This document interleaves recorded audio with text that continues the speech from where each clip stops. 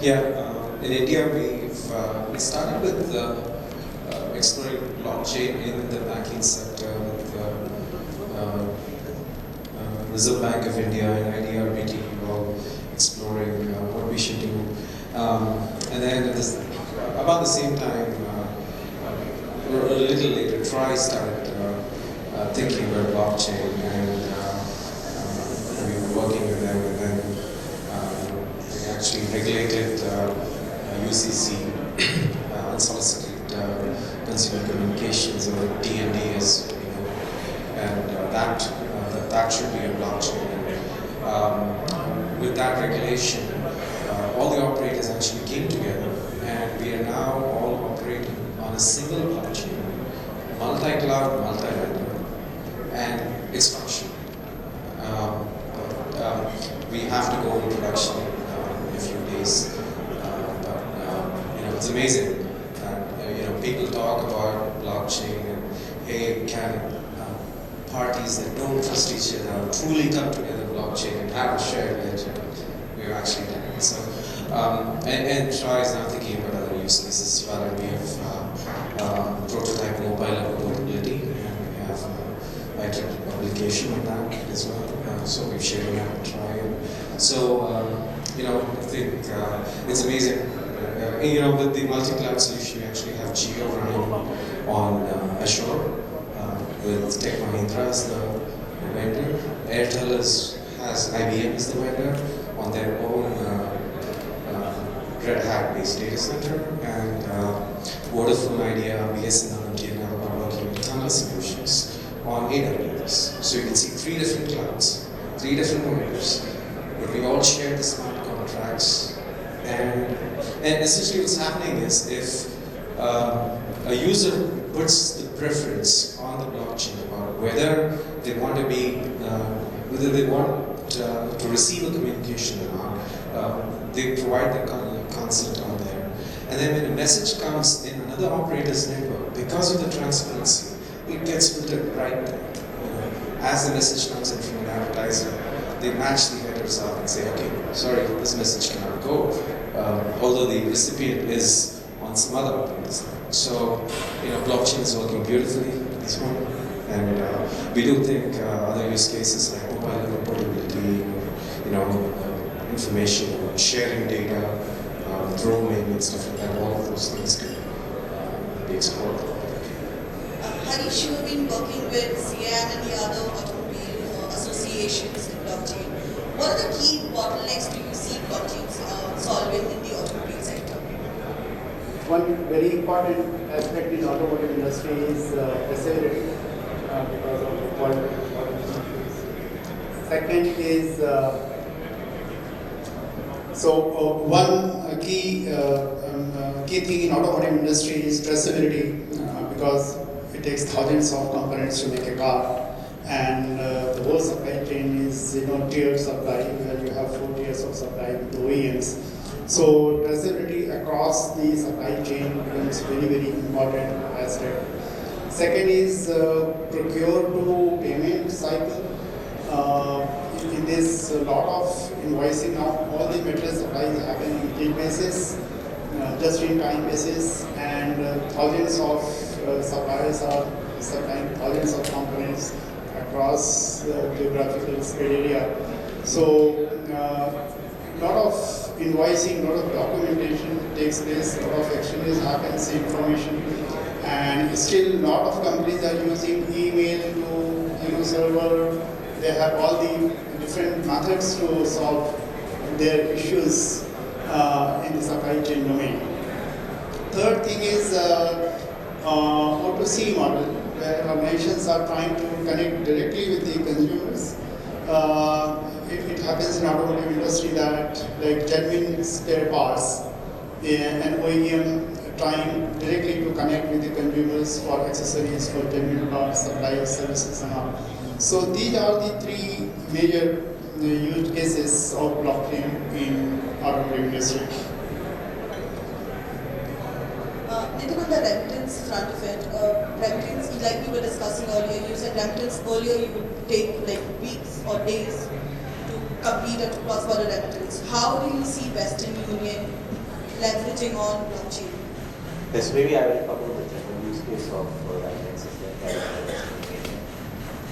Cross-border remittance is one of the biggest use cases for blockchain. Now, we heard of a Pacific island called Vanuatu. It is 12,000 kilometers away from Australia, somewhere halfway between Australia and US. So it's famous for coral reefs. Now, if I go and book a resort there, how do I pay them? I instruct my bank to pay into the hotel owner's account. Banks in India will typically not have a correspondent banking relationship in Vanuatu.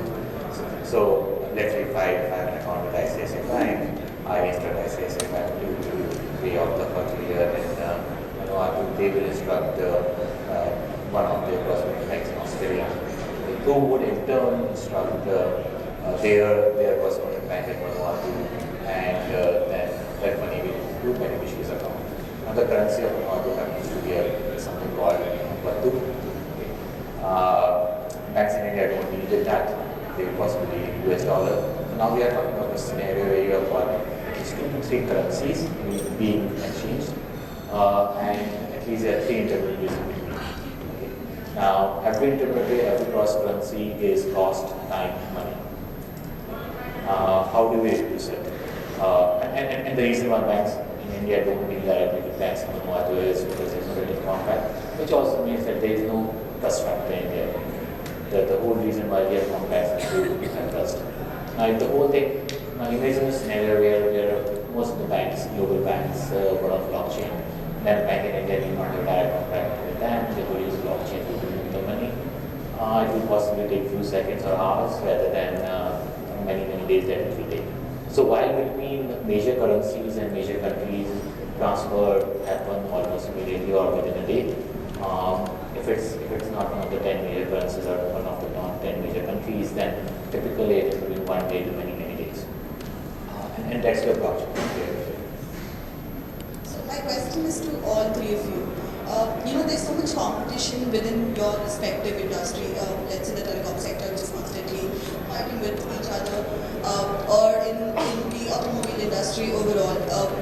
For the blockchain to work, we want everybody to come on the same, at least on the same page. Go ahead with it. How has your experience been? How has your industry matured in this matter? Typically, we say that, hey, for blockchain first, you actually need a neutral entity that brings them together. And in the telecom case, brought all the operators together. But actually, at this point, for this UCC thing, as I said, it's a multi-vendor, multi-cloud. They may actually have no single neutral entity managing blockchain. It's all the operators, along with the vendors, are together, pricing that entity along the track. So it's very nice to see that happen. On the banking side, we see NPCI as sort of being the mediator, and they put out a request and exploring a blockchain solution for payments in India. So there you will see some NPCI come forward as the core neutral entity, bringing the banks together. Could have created another neutral entity which could have brought everybody together, but the operators just anyway got together because of regulations. So regulations actually can bring people together whether they want to or not. So in some cases they may really want to. They may still engage in neutral entity and manage the platform and so on. As they see, along with the blockchain, many disruptions are happening concurrently. One of it is platform economy. And what is happening now, either an entity will become a mega organization or it will become a part of ecosystem. So either you are going to lead with a huge scale and scope and your reach, or you are going to be a part of mostly micro organizations. So what is happening if you take in the automotive space? Now, one of the ways that these blockchains are either implemented as a neutral, entity comes in the picture, or there is a consensus. But we are looking at the whole thing which is emerging from the present business perspective, which is, to my view, is very earnest. What we need to do is that as the platform economy develops, it is very essential that now companies like market leaders, even in mobility space, they have to figure out whether they are going to be leading it, means they will be selling 90% of the automotive in India, or they are going to be a micro player in the whole game. Now, that's why this leap which has to be taken. It may so happen that the people who are producing the product, they keep on hesitating, wherein a smart startup comes in who grasps this whole thing, and somebody puts some billions of dollars, and then the present automotive manufacturers, they become a tiny, just contract manufacturer in the whole ecosystem. So that's why this hesitation, which I see in my personal view, is going to define the fate of many organizations across industries. It is not only about mobility or automotive, which need answering. Harish, do you think organizations are open to this kind of disruption? Are they ready to go micro or macro? No, that's why 50% will close down. And the pace will accelerate as we move towards 2020 and 22. By 2023, 25% would have closed, and many would start packing their bags. Many will do some philanthropic kind of a thing, selling at a very low margin or no margin kind of a thing. So winding up of 50% of business will be through by 2023, in my personal view. Because this leap of faith which they have to take now, it is not about incremental changes. It is automotive industry, one automotive industry says that I will increase revenue by 10%, or we will sell 1 lakh vehicle. This is not the dynamics now. It is like either you are going to be a service provider for most of the mobility which is happening in India, or you are going to be a contract manufacturer making to the spec. I know few of the e-commerce players who have design team for mobility. They are designing mobility. So e-commerce looks like to be their side business. Because they have understood the impact, the mobility, even in freight and last mile logistics support and all. It's such a huge business in India, a growing economy, that they think that this e-commerce is a side business sort of. So this is a paradigm shift. That's why many companies, they are struggling. And in this struggle and in this confusion, if they don't take bold steps, even 10 companies coming together, they say that game's over. 10 companies coming together, we will hive off 70% of the models. We will select, these technologies, these designs, and this is the most optimum thing to go forward, which I doubt will happen, but it is happening also. Who has thought of mega mergers happening in automotive space? But as we talk, it is happening. Pretty definitely it is happening. So I think we will have less than 50% of the big mega companies surviving in mobility space. And the startups, they are going to capture market left, right, and center. And I know that at least 100 companies are working in mobility space. Some of the vendors who were in tier 2, tier 3 space, they have become now competitor names, which was unthought of 2 years back. So, my view is blockchain isn't the first disruption we are seeing in our life. And it is a trust-based. It is not owned by anyone. It's co-owned, co-shared. But I think the first disruption we saw in our lives, which was similar to blockchain, was the internet, not really owned by anyone, and it is very much kind of a trust-based thing. I hope my email gets delivered on the other side, and somehow it gets delivered, that's a magic that happens. So, and internet gave rise to a number of new business models. A lot of companies which couldn't move, many of them were no longer alive, and they were new business models and new competition. Blockchain would give rise to something similar. So how do you see payments company changing roles? So I think from a payment company perspective, things become easier if you look at it. You don't really need to have contracts in every country. You don't really need to have all the intermediaries in place and so on. Using blockchain and using a best rating-based mechanism, things become easier for payment companies, and a lot of savings in terms of time cost could then faster to them.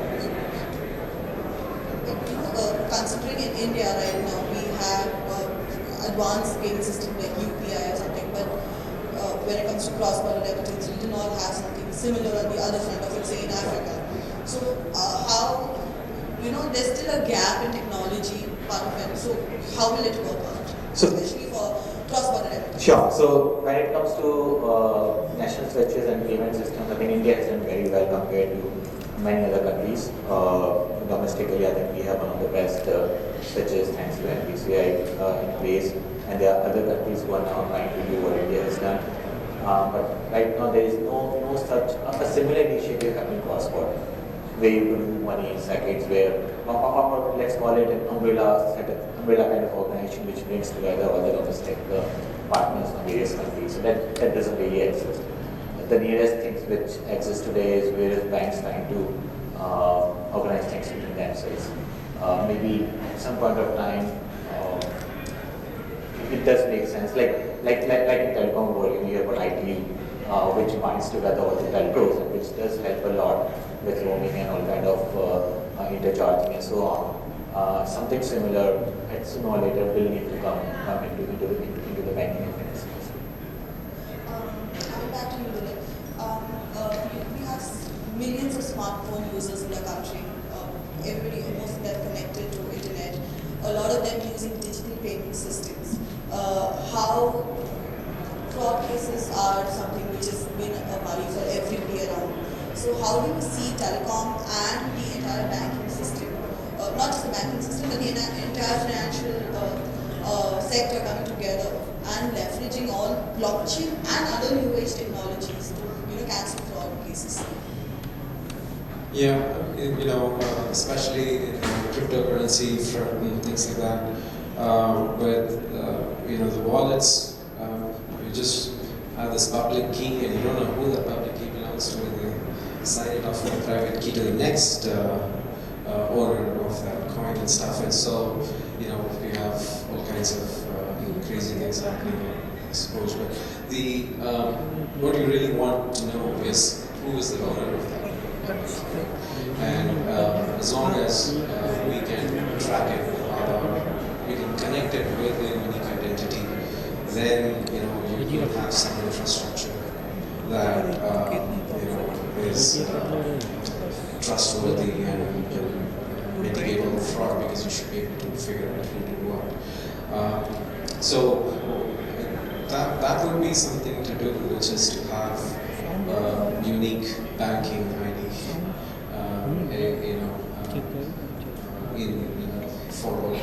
for each person. Maybe it's a transformed version of Aadhaar, or maybe it's a combination of Aadhaar, or it's a public key, and the concatenated version is hashed or something. It's unique IDs generated. We should come up with some standard like that, and then be able to trace it. So that should help. And Harish, there's so much news about EV in the last 2 days. We eventually also look at autonomous vehicles. What role do you see blockchain, playing in this journey for you? Because the automobile sector overall is going through its very own disruptions with AI, machine learning, and all of that. What role do you see blockchain playing together with these technologies?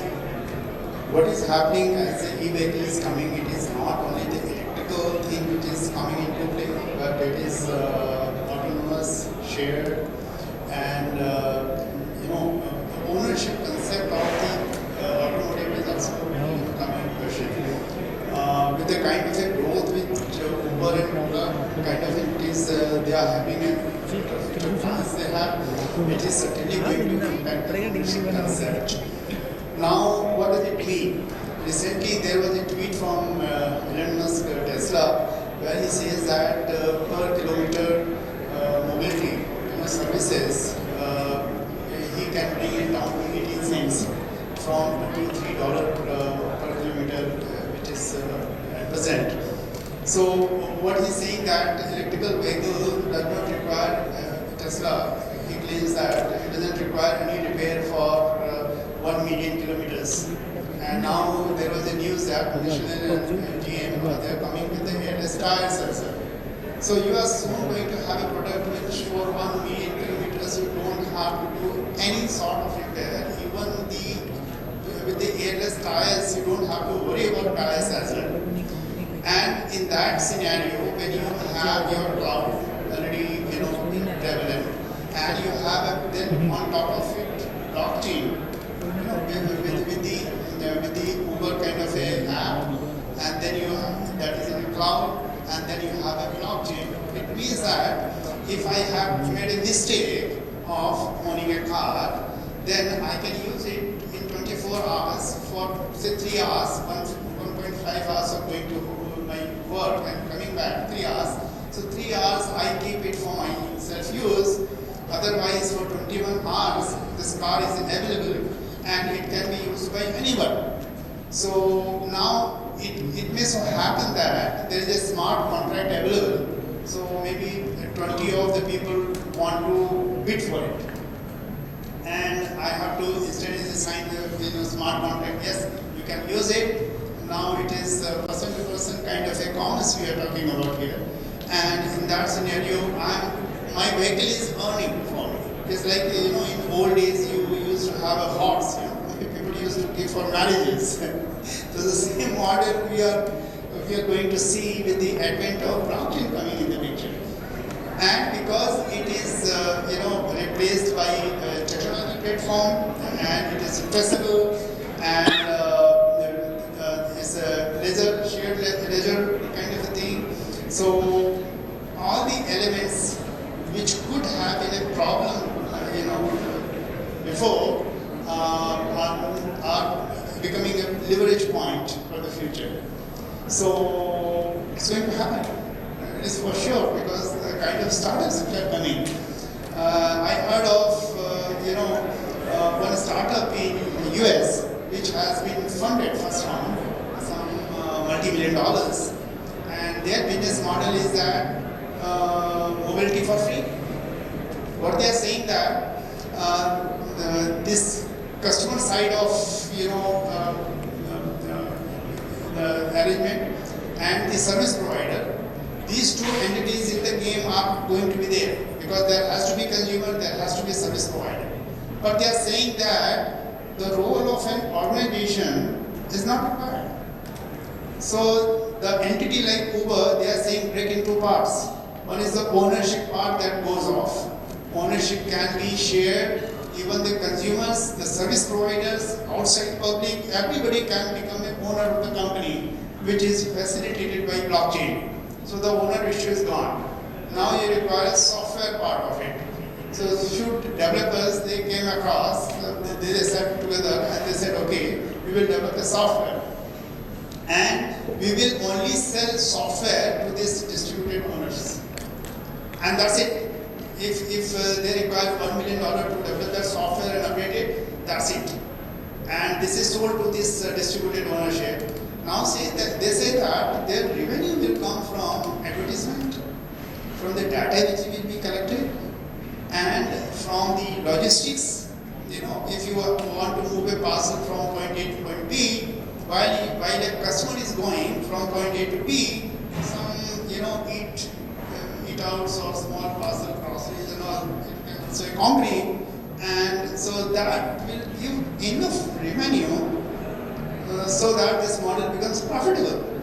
So we are on for an interesting time in the future. But considering Indians love freebies, but we do not respect freebies. Do you think we are ready for that kind of model where we can approach? Yeah, Indian. See, I can tell you one thing, that if you go to any square in India where you have these fruit sellers and all, without any PhD and MBS degree and all, I can tell you they have implemented the latest fad of management in their work area. And they are street smart guys. You know. So adaptation by Indians is going to be very fast. And as we speak in India, thousands of people are working on blockchain. You name TCS, Wipro, Infosys, all these people have thousands of people working on this blockchain where they are supporting international implementation. So we have huge, a skill set which is not used for India, that is a different thing. Very less used for India, that is a different thing altogether. But we do have skill sets. We have taken large implementations globally, and once the right success factors come into play, the adaptation in India is going to be super fast. Super fast. Our adaptability happens to be super fast. So that will happen. Only thing is that because we are into a preparation mode sort of, it will take about a year to maybe maximum 3. So by 2022, India would be a different country. I'm very optimistic about it. Dilip, just to add on from there, overall, do you think the Indian infrastructure is ready for blockchain? We have so many startups coming on, but their use cases are yet to be proved. They're still in their proof of concepts phase. So do you think Indian infrastructure talent is ready to consume the technology?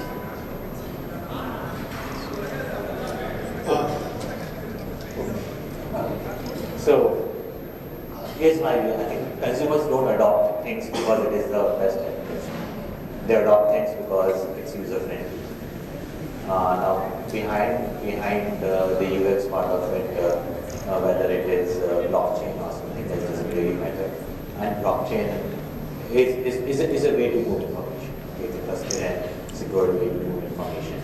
Finally, it has to be the right user experience. That's what we help people adopt it. One of the best examples would be something like the whole land reports, which otherwise many of us would have faced it when we went to buy houses or land. Many of us have faced that you have to get a lawyer, last many years of history, prove one and all those things. And if something like that could have been moved to blockchain, even if now it's something like that, the land deals so simple, so easy, and so trusted. And maybe work of our codes can go down by 20 or 30% stable.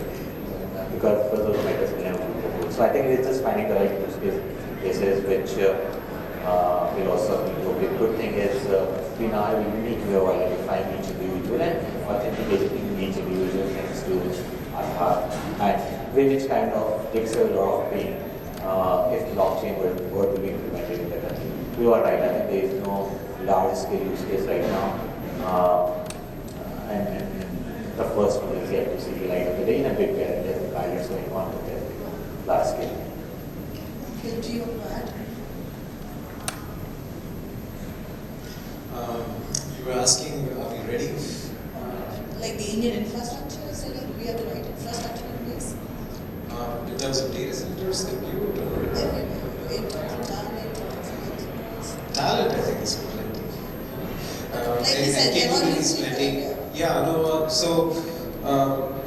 If you take the example of land records, right? I mean, in any blockchain use case, actually there's a precursor to it. It means digitalization, automation, stuff like that. And maybe as some new developments, a new housing development comes, we could put that around that area. But the old houses and the exact boundaries and all of that, to digitize that and then bring on the automation. Whether you use blockchain or not, that is the first hurdle to cross. And you take any use case, You will have to do that. And people sometimes get confused with the fact that they want to digitize and automate to trying to blockchain it. And blockchain may not be the solution, necessarily be the solution for that use case. So we have to think it's a tool. It's a tool, and we have to see where you have to actually share information across different parties and things like that, and then truly isn't needed and things like that. So I think from any computing infrastructure, communications infrastructure, people, I think India is ready. But we have to be careful about figuring out which use cases truly need to be blockchain. I'd like to add here that when Google started, that day they thought most of the content was not in digital form. And they had some calculation that how many years it will take to digitize all the content in the world and all. And now we find that everything is digital in the world. So in terms of digitization of whatever information we have in India, it's a matter of months and few years. And that's it. Anything and everything you want to digitize now with the kind of technology we have in the world, it's a baby step. There is no issue with that. Now, if we have any entity where ERP system itself is not implemented, then leaping to blockchain and all, it is not going to help. Second thing, business processes in India are still not digitized.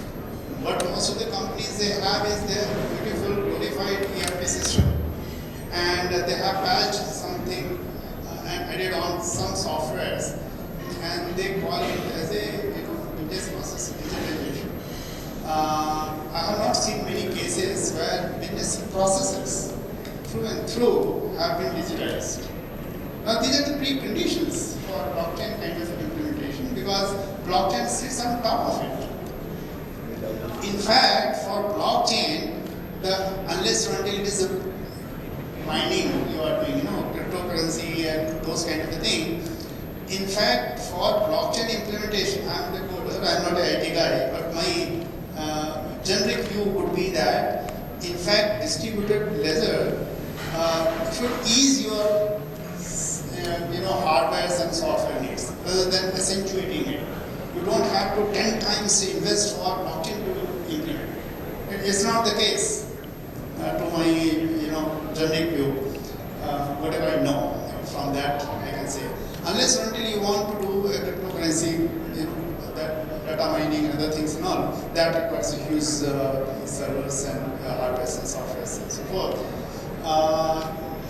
Now, coming to the transformation which our country is going through, I think India has a potential to leapfrog. Even though we were not best in ERP implementation, even though we have not digitized business processes and all, but with the kind of technologies which are coming, like artificial intelligence, VR, AI, so all these technologies which are coming at the same time, there is an opportunity for India to leapfrog and adapt. And with this, what is going to happen?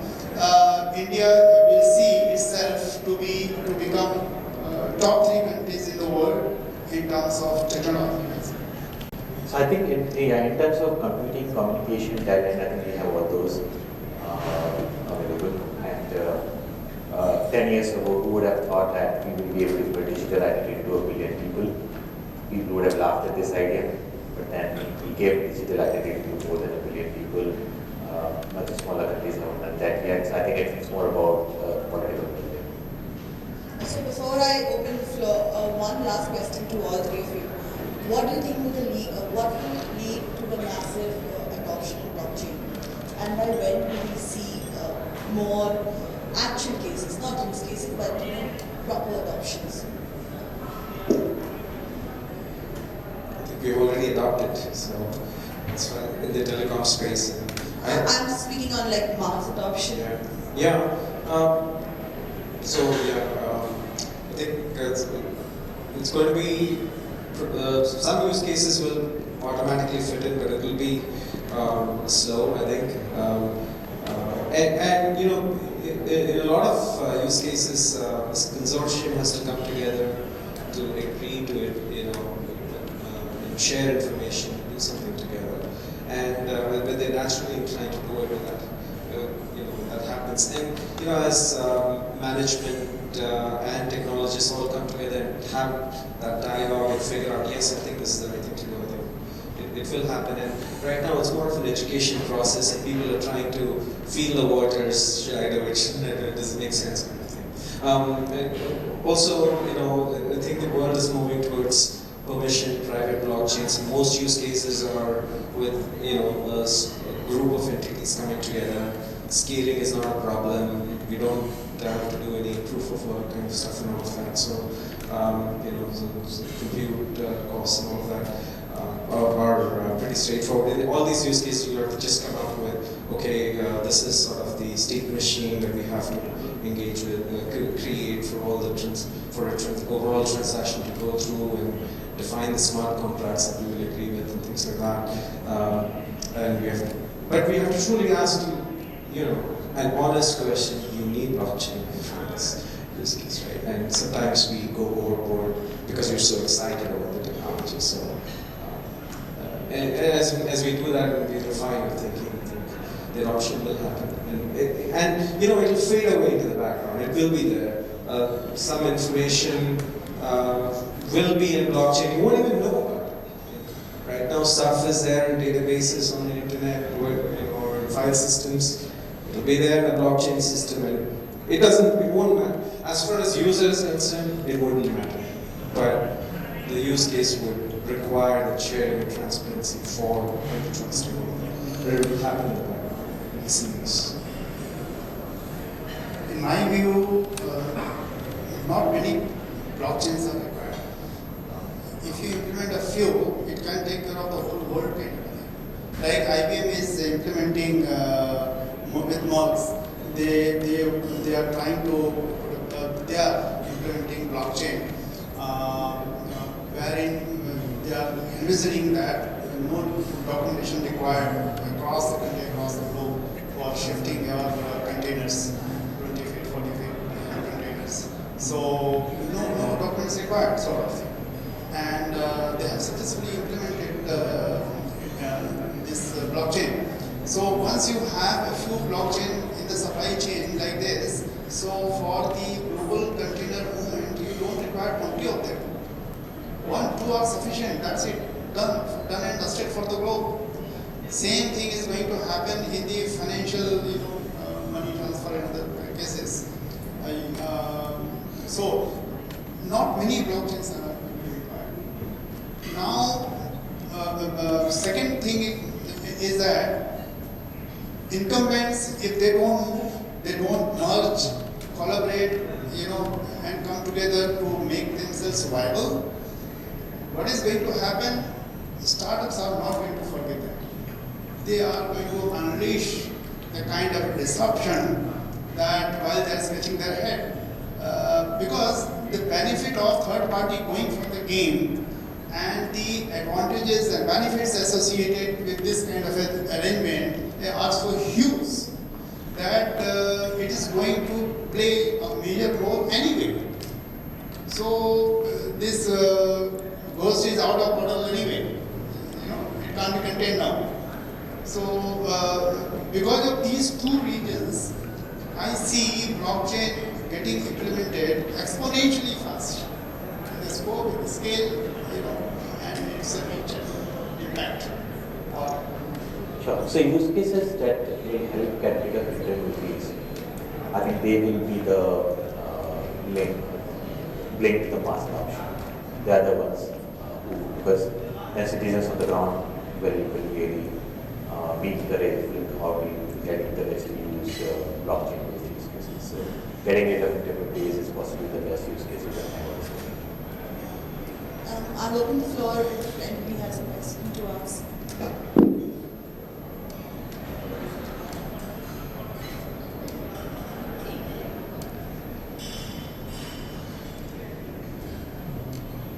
Hi, am I audible? Okay, hi. Thanks a lot for the wonderful discussion. Really enjoyed it. I have a question. I'm Vishwas from HSBC. In HSBC, whenever we talk about strategy or innovation, we usually give the example of Jio, that when was the last time you paid for an SMS or a long distance call? Okay. So, do we think actually that a similar thing can happen to the payment industry also, that when was the last time you made for a domestic payment or an international payment? And how does the scenario or a digital transformation will take place, and what will the scenario there? I think even now you don't need to pay any money for RTGS or NEFT transfers. RBI recently waived about the charges. So I think this will speed up things. My question is actually more on the international transfers, where I think 2 days back Facebook came up with Libra, and I think Ripple and some of the other players are also coming into the picture. So what is your view actually on this payment industry, international transfers? Yeah, so globally the payment industry, the cross-border payment industry is moving into lowering the cost. A decade ago, what used to cost people up to 10%, and nowadays on an average it's gone down to 2 to 3%. The same trend will continue, mainly because the number of individuals are going out. So as more and more go out, you will find the cost will reduce maybe at some point of time in a decade or two. You will find it going on to almost there. I think I'll just add on to it. I'm not an economist, but there is an economic angle to the whole thing. You have all over the world economies where you have very high, debt. So $1 trillion economy, like in US, as per one of the figure I read long back, it was $43 trillion of debt. So what is happening with the currency system, what we have in the world today? You have a $20 trillion economy sitting on the $43 trillion of debt. So this is one of the choice which have been taken by the humanity for too long a time. Now there is a currency, cryptocurrency, which says it all rubbish. This base is erroneous. It's a faulty model. Okay. Now this is the currency. Now you ask for the basis. They say if you compare to the present system where you have $43 trillion of debt on top of $20 trillion of economy, you have in the minus double, negative double. Here, if I say it's zero, then also what is the problem? So people that's why a lot of debate is happening. With absolute zero, you are saying this is a currency and cryptocurrency, and from there take on. And here, so in between what is happening, because it is too big a disruption, okay? People are saying that, okay, we'll have a APEC currency, we will have country-to-country currency exchange, those kind of disruptions are happening. People are trying to fathom this one leap, which is going to be very, very disruptive for the whole humanity and for the time to come. They are trying to find the arrangement in between. So there is this piece also somewhere sitting, which is going to disrupt the financial arrangement and companies as well. So if you actually look closely at the blockchain protocol, it has a few quirks. It says that they're going to use gas like Ethereum, and it's actually going to be a function of the load on the system. They're saying they want to do this because they want to avoid denial of service attacks, distributed denial of service attacks, DDoS and stuff. Or if the load is high, they want to reduce the number of transactions in the system, and that is going to hurt the consumer. I mean, they should separate, for example, this kind of monitoring and all of that away. They couldn't, right now the model looks like the transaction charges are very dynamic and could rise and fall and will cause a lot of uncertainty, and that shouldn't be there. So, and hopefully they'll realize that and keep that aside. So, But yeah, at this point, the Libra model is actually not very conducive in terms of transaction charges. So hopefully that will rectify. Thank you. We are running short of time, sorry. I guess we can take that question after the speech, if you don't mind.